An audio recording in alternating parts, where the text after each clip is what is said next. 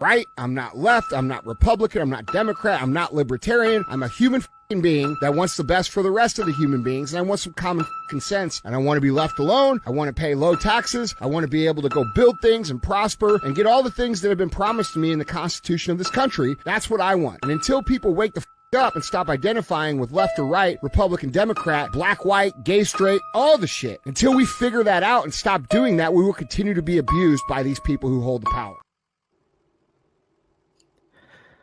Man, no matter how many times I listen to that, I can't agree with it more, but same kind of thing here. So welcome everybody. This is Mike with the Clip Farm, and I'm with Matt from the Clip Farm. Oh, hope you guys are having a good day. So we should be able to finish this Tucker interview in this one. I think there's only 20-ish minutes left of this interview, so we should be able to finish it and be done with this portion and move on to our next adventure here on the Clip Farm. But it's been interesting so far, and I know that you caught something. We just rewatched a couple of minutes to catch us up to where we left off in part 3, and I figured I'd let you hit it because you were it got you all wound up. Well, it was just Putin was saying that Russia has always respected the different religions, et cetera, et cetera, et cetera, except that is not accurate. Communism in general frowns upon religion. Now, that did change, I believe, with Glasnost in the 80s. But up till then, Russia didn't really allow any official church within its borders. Now, the Russian citizenry definitely did have their own underground religions and this, that, and the other. But until they actually adopted Eastern Orthodoxy, I believe he says, is the state religion these days. I'm not quite sure. But yeah, I'm not sure either. Yeah, I say they. That was a big no up till about the 80s, like I say. So yeah, I mean it's definitely democracy on that. It's definitely a communist country, so they don't experience the same freedoms that we do. And there's a lot of poverty in that country. So, but yeah, so we caught that right there at the end. And then we're starting to right back up. I believe Tucker is going to ask another question. So, we'll get into this. We'll get this started, and we'll pause as we see fit. But I guess you ready to dive into it, buddy? Let's do it. But can I say that the one way in which the religions are different is that Christianity is specifically a nonviolent religion. Jesus says, turn the other cheek, don't kill. How can a leader who has to kill of any country, how can a leader be a Christian? How do you reconcile that to yourself?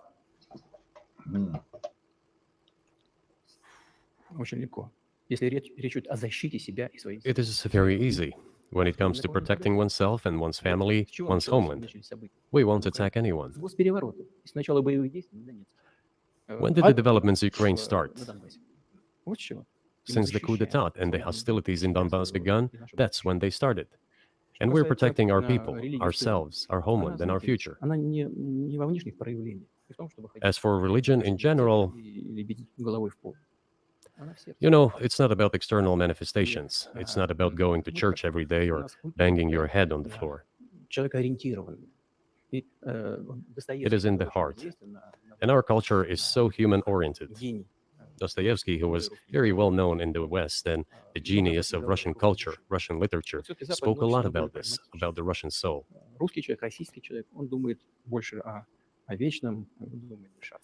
After all, Western society is more pragmatic.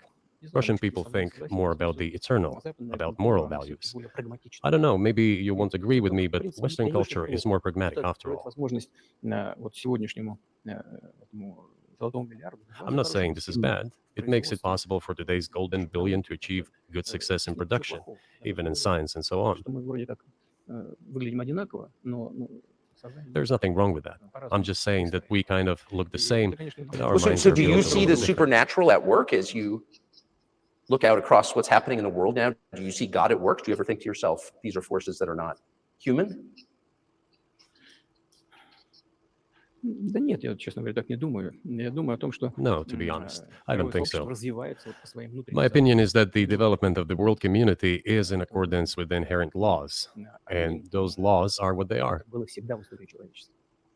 It's always been this way in the history of mankind. Поднимались, Some размножались, nations and countries укреплялись, rose, потом они became входили stronger and more numerous, and then left the international в таком stage, качестве, losing the status they had accustomed to. наверное, не нужно приводить примеры. Но начиная There's probably no need for me to give examples, but we could start with the Genghis Khan and horde conquerors, the Golden Horde, and then end with the Roman Empire. человечество каждый день It seems that there has never been anything like the Roman Empire in the history of mankind. потенциал варваров постепенно накапливался. Nevertheless, the potential of the barbarians gradually grew, as did their population.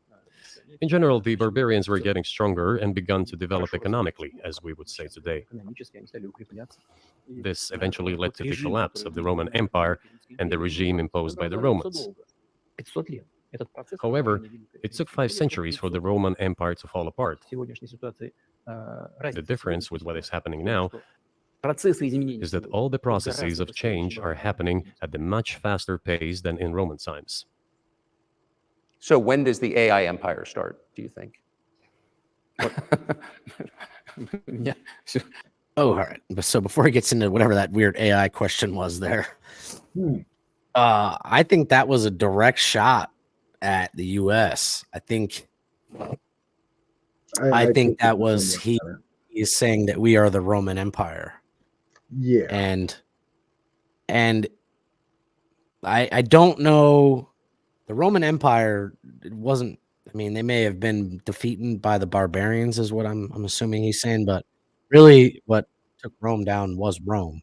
Fucking As Greek historically, he politicians. is, sorry.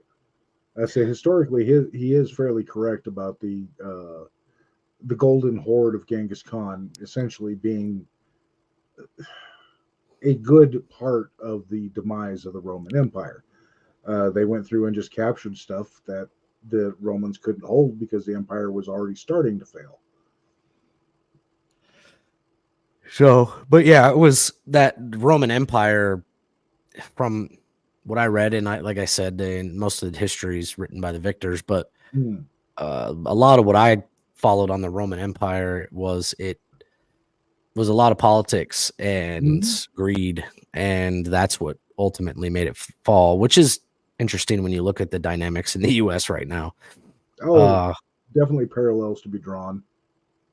But that's what it felt like there. He was saying that was a direct shot at, to me, that's what it felt like, a direct shot at the U.S. Yeah. Oh, I agree completely. Now, on the other hand, I don't necessarily disagree with his opinion on it. Do I see Russia as being the Golden Horde and destroying America? No. But the way we're going is definitely the way of the Roman Empire. Things got pretty weird and freaky at the end of the Roman Empire, and it led to a lot of red tape and unnecessary crap. So I do see his point. Let's put it that way. All right. Well, let's get into this, whatever this weird AI question is. So this will be interesting. Oh. I wasn't expecting that one. I'll say that. You're asking increasingly more complicated questions. To answer them, you need to be an expert in big numbers, big data, and AI. Mankind is currently facing many threats. Due to the genetic researches, it is now possible to create a superhuman, a specialized human being, a genetically engineered athlete, scientist, military man. There are reports that Elon Musk has already had a chip implanted in the human brain in the USA. What do you think of that? Well, I think there's no stopping Elon Musk. He will do as he sees fit. Nevertheless, you need to find some common ground with him, search for ways to persuade him. I think he's a smart person. I truly believe he is. So you'll need to reach an agreement with him because this process needs to be formalized and subjected to certain rules.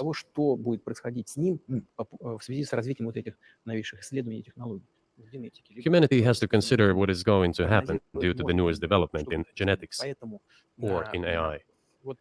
One can make an approximate prediction of what will happen. Once mankind felt an existential threat coming from nuclear weapons, all nuclear nations began to come to terms with one another since they realized the negligent use of nuclear weaponry could drive humanity to extinction. It is I agree with impossible that. to stop research in genetics or AI today, just as it was impossible to stop the use of gunpowder back in the day. But as soon as we realize that the threat comes from unbridled and uncontrolled development of AI, or genetics, or any other field, the time will come to reach an international agreement on how to regulate these things. I appreciate all the time you've given us. I just got to ask you one last question, and that's about someone who's very famous in the United States, probably not here, Evan Gershkovich, who's the Wall Street Journal reporter. He's 32, and he's been in prison for almost a year. This is a huge story in the United States, and I just want to ask you directly, without getting into the details of it or your version of what happened, if as a sign of your Okay, so before he gets into this, because I feel like this story will be interesting hearing Putin's perspective. Going back to the AI stuff there, somebody that does use AI to help write descriptions and different things. I've used AI for pictures. It is a scary technology. But he also tied in some other verbiage in there. I'm not sure if you caught it or not, but he said genetics. Well, see, the genetics thing is kind of a ship that sailed a little bit ago. What was it, in the 2000s, early 2000s? They started cloning things. Yeah, because there was that sheep, that first sheep that we knew about publicly. Like, I can't remember the name of it, but Dolly the sheep in the early 90s, I believe. I'd say, and after Dolly was made, the international community came together and said, "Hey, we can't be doing this." Started imposing sanctions and regulation on cloning. Well, I say the result of that basically stagnated the entire cloning industry. Well, my brain went a different route with that genetics talk because of the MNRA chip. Right. So I don't want to dive into it too much, but my brain went a different way than that on that. And we will touch on it on the clip farm in the future. But like I said, my brain went with that line of things, and there's a lot of international things that have been written that says if you have altered DNA, you're no longer a human. You're no longer considered a human. So I will touch on that on a future date, and I'm not going to say that any of these things caused that, but that is where my brain went when he was talking about AI and genetics. Yeah, and the comparison. Now, so the actual implantation of microchips, as Musk has had done, which is true. He's had a chip implanted in himself, I think, and at least a couple of different test subjects. I was reading where one was able to control a mouse with from the implant that they put in him. Right, and I also believe that we've seen it publicly. The NFL rolled out some AI bots at football games, and they moved and operated just like humans. So if you're watching and you're disbelieving what we're saying, that's okay. That's what this channel is all about. But go look at the AI bots at NFL football games this year. There's videos on it. You can see it. Yep. They advertised it. So, and when you look at those things moving around, now they made it to where you could kind of see their face, like the back was a robot. But if you looked at how that they looked, and if they didn't have that, they looked like a person. Oh yeah. They moved like a person. So it was interesting. And see that this kind of stuff has been out for years, perhaps even a decade now. The Japanese tech shows have been filled with AI secretaries and servants and spokespeople for different companies, like I say, literally for years.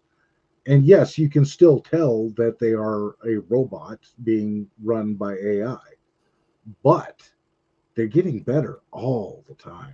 I mean, the last couple of them that I've seen out of those trade shows, you wouldn't, I mean, unless you actually sat and had a conversation with this thing, you're not going to know it's a robot. Right. And that's that. And it's interesting that they talked on it so briefly, but to me, that's when he was talking about that line of thought was where, like I said, where my mind went. And I believe that we will touch that Definitely on the clip farm in the future. So, not all of our videos are going to be an hour plus long. This was just a unique thing we got to do. But let's get back into this so we don't turn this into a part 5. This is the reporter. He's been in jail for about a year. They were supposed to negotiate. Our president was supposed to negotiate for him as well as that female basketball star, but it was more important to get Brittany Griner out of jail and not this guy. So I'm curious to see what Putin's going to say here, and he may take a shot at Joe Biden. I don't know. We'll see.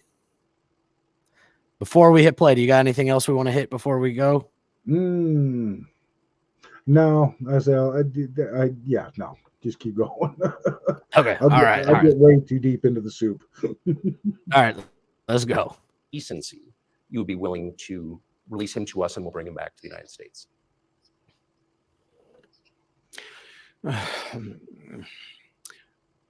Мы столько сделали жестов доброй воли, что, мне кажется, мы исчерпали все лимиты. We have done so many gestures of goodwill out of decency that I think we have run out of them. Ни разу не ответил. Но We have never seen anyone reciprocate to us in a similar manner. что мы However, in theory, we can say that we do not rule out that we can do that не исключаем того, что мы можем это if our сделать partners при take reciprocal steps. встречном движении со стороны наших When I talk about the partners, I first of all refer to special services. представителей специальных служб. Special services are in contact with one another. They are talking about the matter in question. На то, чтобы не решить это. There is no taboo to settle this Мы issue. готовы решать. We are willing to solve Там it. есть определенные условия, которые But there are certain terms being discussed via special services по channels. партнерским каналам между спецслужбами. I believe an agreement can be reached.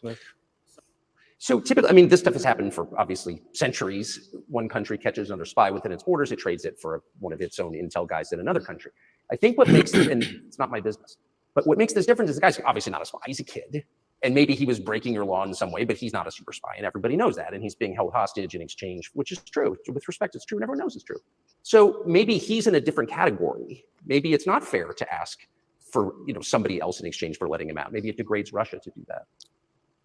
Вы знаете, можно как угодно говорить, что такое шпион, что не You шпион. know, you can give different interpretations to what constitutes a spy, but there are certain things provided by law. If person gets secret information and does that in conspiratorial manner, then this is qualified as espionage. And that is exactly what he was doing. He was receiving classified, confidential information, and he did it covertly. Maybe he did that out of carelessness or his own initiative. Considering the sheer fact that this is qualified as espionage, the fact has been proven as he was caught red-handed when he was receiving this information. If it had been some far-fetched excuse, some fabrication, something not proven, it would have been a different story then. But he was caught red-handed when he was secretly getting confidential information. What is it then? But are you suggesting that he was working for the US government or NATO, or he was just a reporter who was given material he wasn't supposed to have? Those seem like very different things. Я не знаю, на кого он работал. Okay. I'm going to touch on this real quick. Confidential information. So maybe people are watching this don't understand government terminology and different things. You have different levels to classifications of information. Confidential is it could be as simple as your local police department's duty roster for the day. That's not secret. It's not top secret. It doesn't require an SCI. It doesn't require anything crazy, but it's confidential because the public doesn't need to know how many officers there are on the street at any given time. So confidential information could be anything. It could be a roster of how many teachers are at a school. Mm-hmm. To hold somebody for espionage. Well, I don't know. That one seems real far-fetched. I don't think, I mean, I could be wrong. I'll have to look it up. And if I am wrong, please somebody blast me in the chat. But I don't think we have anybody in the US serving an espionage sentence for confidential information like that. Like I said, there's levels to it. That's a very low level of stuff. right. Now, granted, we don't know what this guy was caught with. If he was caught with troop deployments, et cetera, okay, I might be able to see Putin's point. However, at the same time, this guy is a reporter, a journalist. I don't know what kind of a journalist the guy is. I haven't honestly looked into it. But the rules or the things that a journalist does a lot of times kind of tiptoe into the department of spy. Yes, and that's where you want confidential information. Like, hey, they're sending out a battalion of Russian soldiers to X. Right. That would technically be confidential information. So that one's tough for me. And it's the words used, maybe it was a more severe crime that he can. I don't know. Like I said, I don't know, but I'm familiar with these terms myself, working prior military. I'm very familiar with all these classifications and things. So, like I said, when you say espionage and spy and all this other crap, but maybe, like I said, maybe he just figured out how many people worked in a government building. Yeah. Like I said, we don't know what information this guy was caught with. So it's really hard to gauge the severity of his crime. Yeah. Put the Russian reaction to this. And the United States did trade the Russian weapons arms dealer. I can't remember that guy's name. I can't either off the top of my head, but he had quite a reputation. It was. I think they made that movie Lord of War after that particular guy, I believe. And we traded that for a WNBA player that just decided she wanted to go to Russia and smoke weed. Right, wrong, or indifferent. We got American citizen back. But this guy should have been in that negotiation. So it just makes me feel like there's something more nefarious, either with what he did, or they're pushing for. I don't know exactly. With their intent on using him as a bargaining chip. Although this was probably this last question that he just asked Putin was probably his toughest hitting question. Why not just release this guy with us and we'll take him home? Right. So that would have been a hell of a feather in Tucker's hat right there, but Putin's posture there was pretty funny too. But all right, we'll get back into it. But yeah, I just wanted to hit that real quick. Yeah. I don't know who he was working for, but I would like to reiterate that getting classified information in secret is called espionage, and he was working for the U.S. Special Services, some other agencies. I don't think he was working for Monaco, as Monaco is hardly interested in getting that information. It is up to special services to come to an agreement. Some groundwork has been laid. There are people who, in our view, are not connected with special services. Let me tell you a story about a person serving a sentence in an allied country of the US. That person, due to patriotic sentiments, eliminated a bandit in one of the European capitals. During the events in the Caucasus, do you know what he was doing? I don't want to say that, but I will do it anyway. He was laying our soldiers, taken prisoner, on the road and then drove his car over their heads. What kind of person is that? Can he even be called human? But there was a patriot who eliminated him in one of the European capitals. Whether he did it of his own volition or not, that is a different question. Yeah, but Evan Gershkovich didn't do that. I mean, that's a completely different. I mean, I mean, this is a Да, он не- 32-year-old like Ну, он newspaper делал- да, reporter. He committed делал something другое. different. Да, он не просто журналист. Я повторяю еще раз, это журналист. He's not just a journalist. I reiterate, he's a journalist who was secretly getting confidential information. Yes, it is different, but still, I'm talking about other people who are essentially controlled by the US authorities, wherever they are serving a sentence. There is an ongoing dialogue between the special services. This has to be resolved in a calm, responsible, and professional manner. They're keeping in touch, so let them do their work. I do not rule out that the person you refer to, Mr. Gershkovitz, may return to his motherland. By the end of the day, it does not make any sense to keep him in prison in Russia. We want the US Special Services to think about how they can contribute to achieving the goals our special services are pursuing. We are ready to talk. Moreover, the talks are underway. And there have been many successful examples of these talks crowned with success. Probably this is going to be crowned with success as well. But we have to come to an agreement. I hope you let him out. Mr. President, thank you. Мне тоже I also want him to return to his homeland at last. I'm absolutely sincere. But let me say once again, the dialogue continues. The more public we render things of this nature, the more difficult it becomes to resolve them.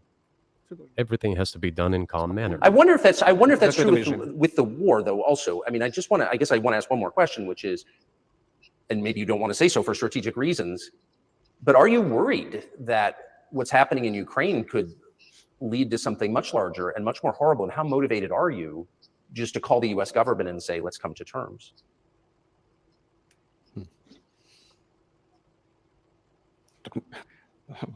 Послушайте, я же сказал. I already said that we did not refuse to talk. We're willing to negotiate. It is the Western side, and Ukraine is obviously a satellite state of the US. It is evident. I do not want you to take it as if I'm looking for a strong word or an insult, but we both understand what is happening. The financial support, 72 billion US dollars, was provided. Germany ranks second, then other European countries come. Dozens of billions of US dollars are going course, to yeah. Ukraine. There's a huge influx of weapons.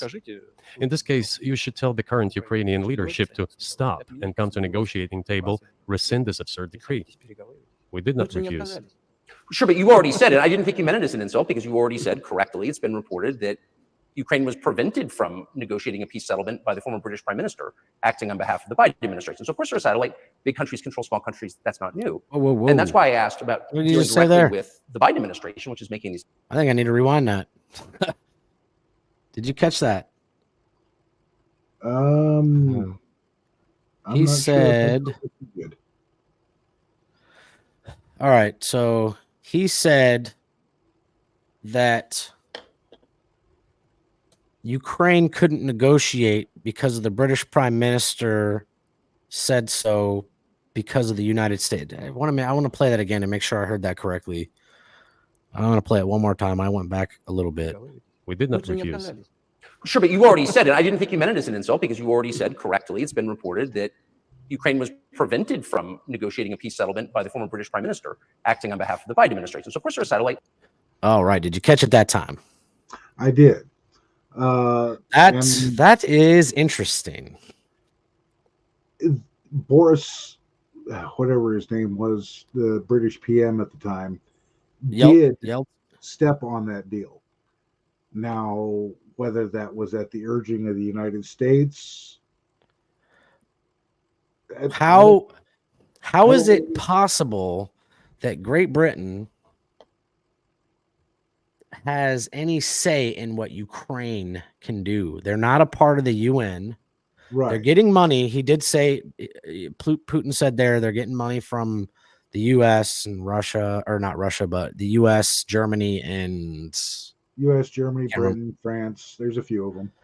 but Ukraine can't even go to the negotiating table without Great Britain and the US's.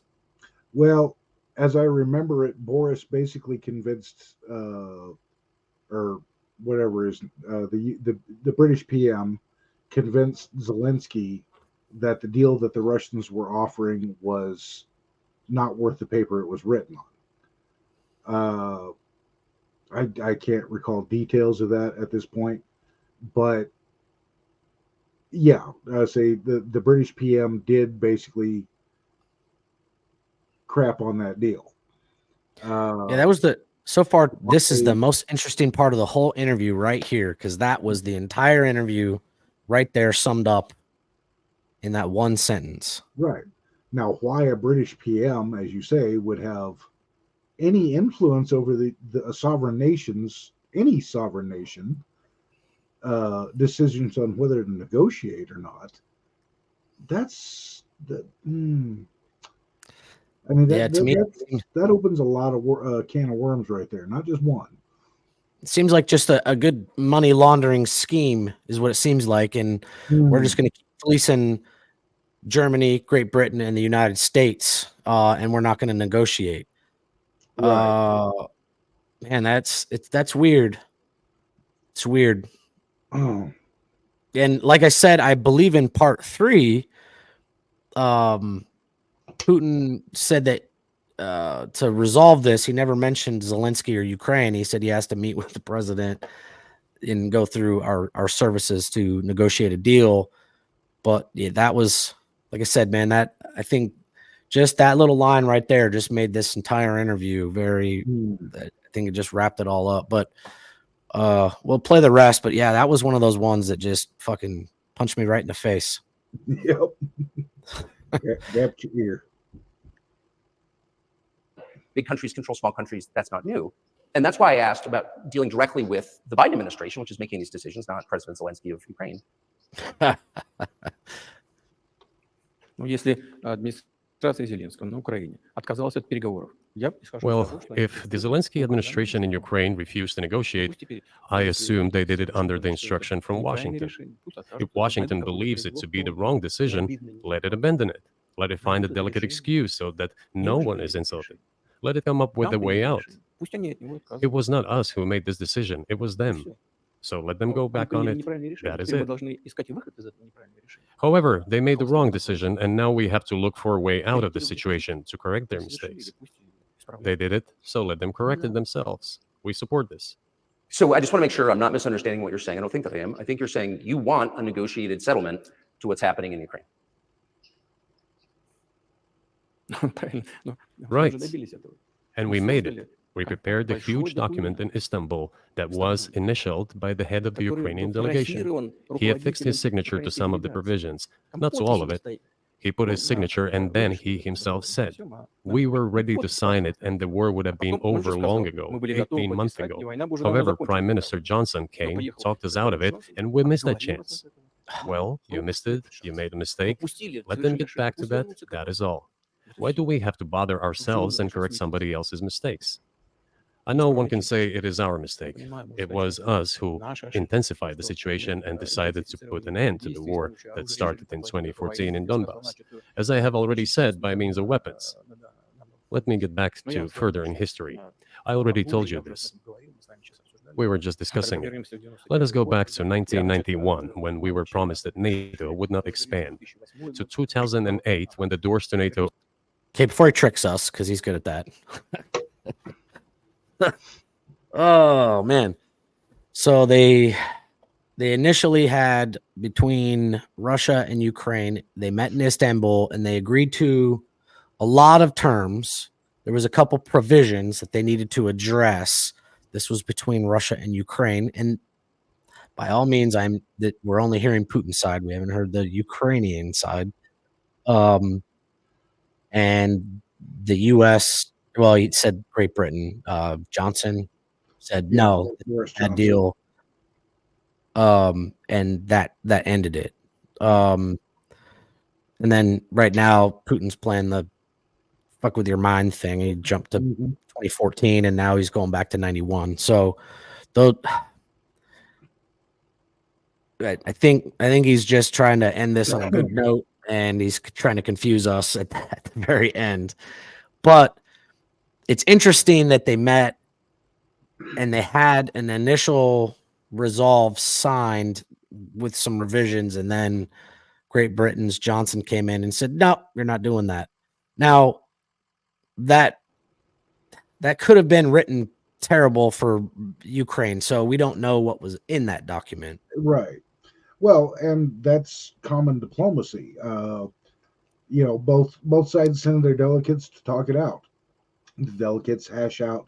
The world leaders don't meet every time there's a big decision like this they're not involved with the entire process. They come in after the delegates, the representatives of each country, have come together, talked it over, written a bunch of stuff down on paper, and signed off on the basic idea of it. So for Putin to say that this Ukrainian official signed off on the document, well, yeah, I'm sure he did. But he wasn't the one in charge, and Putin knows that. I say that was a preliminary document that still had to be approved by both or whatever governments were involved. Right. And that could be just also, I mean, it very well could have been Johnson from Great Britain that put it down, but that could just be who Putin is targeting and saying it very well could have just been shot down by Ukraine. Ukraine could have been like this, but he could be pointing the finger and say it's these guys when it actually was Ukraine defending itself from a bad contract, essentially. Right. Like I said, I do recall Boris Johnson being thickly involved in that, and it was at least portrayed on the world stage that he was a large part of why that deal got shot down. So, all right. Well, we'll finish this out. I think he's gonna spin us up in a story and make Russia look good, which is his job. So, whether you like it or not, he is the president of Russia, and he needs to paint the best picture for his country. So, Exactly. but I think that's how he's wrapping this up now. We'll see. We got 5 more minutes. Opened to the declaration of state sovereignty of Ukraine, declaring Ukraine a neutral state. Let us go back to the fact that NATO and US military bases started to appear on the territory of Ukraine, creating threats to us. Let us go back to coup d'etat in Ukraine in 2014. It is pointless though, isn't it? We may go back and forth endlessly, but they stopped negotiations. Is it a mistake? Yes. Correct it. We are ready. What else is needed? Do you think it's too humiliating at this point for NATO to accept Russian control of what was 2 years ago Ukrainian territory? Я же сказал. I said let them think how to do it with dignity. There are options if there is a will. Варианты есть. Но если желание. Up until now, there has been the uproar and screaming about inflicting a strategic defeat on Russia on the battlefield. Стратегического поражения России, поражения. Now they are apparently coming to realize that it is difficult to achieve, if possible at all. In my opinion, it is impossible by definition. It is never going to happen. It seems to me that now, those who are in power in the West have come to realize this as well. If so, if the realization has set in, they have to think what to do next. We are ready for this dialogue. Would you be willing to say, congratulations, NATO, you won, and just keep the situation where it is now? Ну, вы знаете, это предмет переговоров. You know, it is a subject matter for the negotiations. No one is willing to conduct, or to put it more accurately, Точнее сказать, хотят. they are willing but do not know how to do it. Я не только вижу, I know they want to. It is not just I see it, but I know they do want it. But they are struggling to understand how to do it. They have driven the situation to the point where we are at. It is not us who have done that. It is our partners, opponents who have done that. Well, now let them think how to reverse the situation. We're not against it. It would be funny if it were not so sad. Да, было бы смешно, если бы не было так грустно. This endless mobilization in Ukraine, the hysteria, the domestic problems, sooner or later it will result in agreement. Истерика там, внутренние проблемы. You know, this probably sounds strange given the current situation, Все равно мы договоримся. И but the relations between the two peoples will be rebuilt anyway. сегодняшней ситуации прозвучит. It will take a lot of time, but they will heal. Между народами восстановится. Потребуется много времени. I'll give you very unusual examples. Совсем приведу вам необычный пример. There is a combat encounter on the battlefield. Here's a specific example. Ukrainian soldiers got encircled. This is an example from real life. Our soldiers were shouting to them, "There is no chance. Surrender yourselves. Come out and you will be alive." Наши солдаты им кричат. Suddenly, the Ukrainian soldiers were screaming from there in Russian, perfect Russian, saying, "Russians, do not surrender," and all of them perished. И не сдаются. They still identify themselves as Russian. Они до сих пор русскими себя считающие. В этом смысле то, что What is happening is, to a certain extent, an element of a civil war. И все Everyone думают, in the что West thinks that the Russian people have been split by hostilities forever. растащили No, одну they часть, will be reunited. Нет, The unity is still there. воссоединение произойдет. Оно никуда не идет. Why are the Ukrainian authorities dismantling the Ukrainian Orthodox Church? Растаскивают русскую православную церковь. Because it brings together not only the territory, Объединяет не территорию. it brings together our souls. И No никому one will be не able to удастся separate the soul. Shall we end here, or is there anything else? No, I think that's great. Спасибо. Thank you, Mr. President. Oh, right. Oh, Yeah. pardon me. Ooh, that was interesting there. I think he told us that story about the encircled Ukrainians, just to pull at heartstrings a little bit there. Mhm. And just because a Ukrainian soldier speaks Russian, they grew up in that area. Yeah, Does- it's like a second language to them. And but when you work, I worked for the military myself, I didn't always agree with the orders that I was given. But they were orders and I had to follow them. So, yeah, I don't know, man. It seems like there can be a resolve. From an outsider's perspective, well, I mean, we're kind of insider. We're involved, but yeah, it seems like there's too much money flowing around for this to end.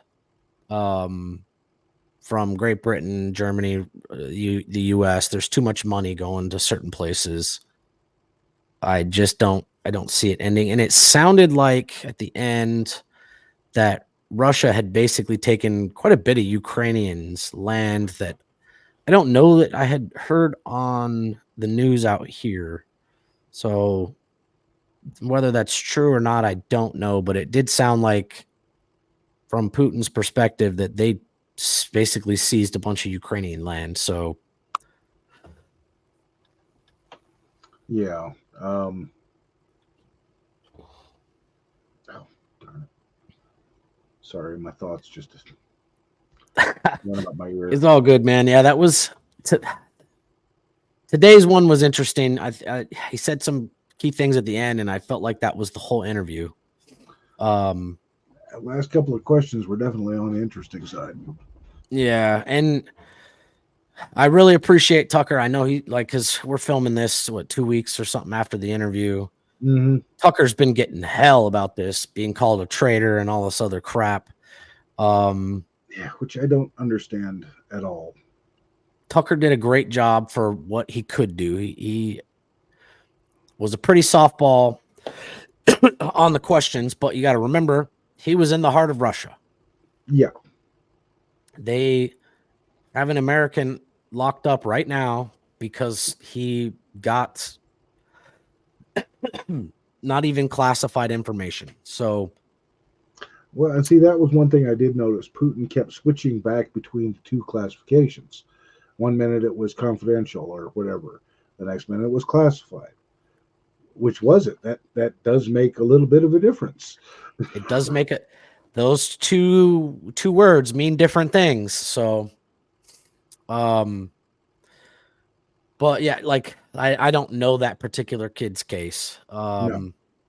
So he was tried in a court. I don't know what their system's all about, but I like I said, I don't know. I know that war sucks, and I feel for the Ukrainian people, and I feel for the Russian people that are fighting in this war, because this isn't about the people that are actually fighting in the war. They're following orders. Yeah, there's the guys that are out there enacting the policies that they've been told to. Right. So, my thoughts and prayers go out to them and their families on both sides of the aisle.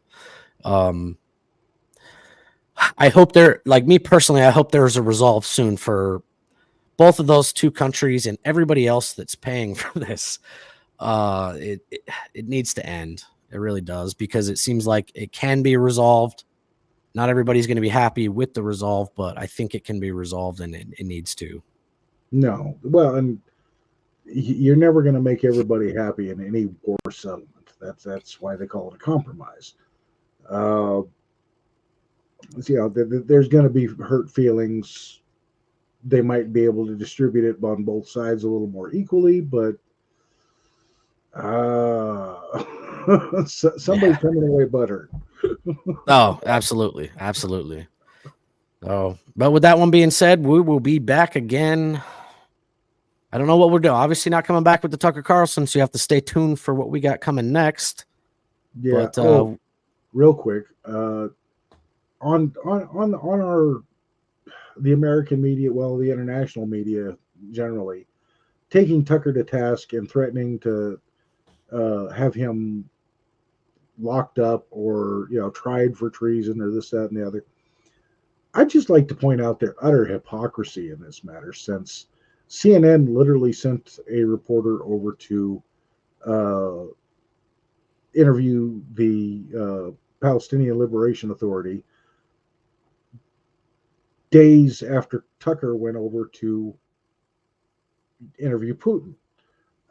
Historically, you've had several journalists go over to interview Russian leaders, or I mean, heck, I can't remember the reporter now, but some reporter actually went over and interviewed Muammar Gaddafi during the whole Libyan. yeah. Yeah, I remember back in the 2000s, somebody got an interview with Osama bin Laden. Yeah, Osama bin Laden, my bad. Yeah, I can't remember the exact thing with that. For them to get it, this dude had to be picked up and transported 100 miles out into the desert. Yeah, with like bags over his head. But nonetheless, he did get an interview with Osama bin Laden when he was the most wanted man in the world. So right, that's journalism. Exactly. That was kind of the point I was making. That is the job of a journalist, to go into these situations and get that interview, get that perspective. That's the entire point of journalism. So, for the U.S. government and international media to essentially try to crucify Tucker for doing his job, like I say, I'm sorry, guys, that is the height of hypocrisy, and that's why you're all called fake news. Fake news. So it is what it is. But we're going to report on what we believe to be the truth here at the Clip Farm. So stay tuned with us. There's times that we won't always agree, even on the panel together, but we're going to bring the truth the way that we see it. So whether you like it or you dislike it or however you feel, and we won't always agree here on the Clip Farm. There is another member of the Clip Farm. We should be seeing some videos from that person here pretty soon as well. But our goal is to drop some videos Monday, Wednesdays, and Fridays. So they're not always going to be these long style videos, but we will hit these ones. We intend to do the State of the Union. So stay tuned for that.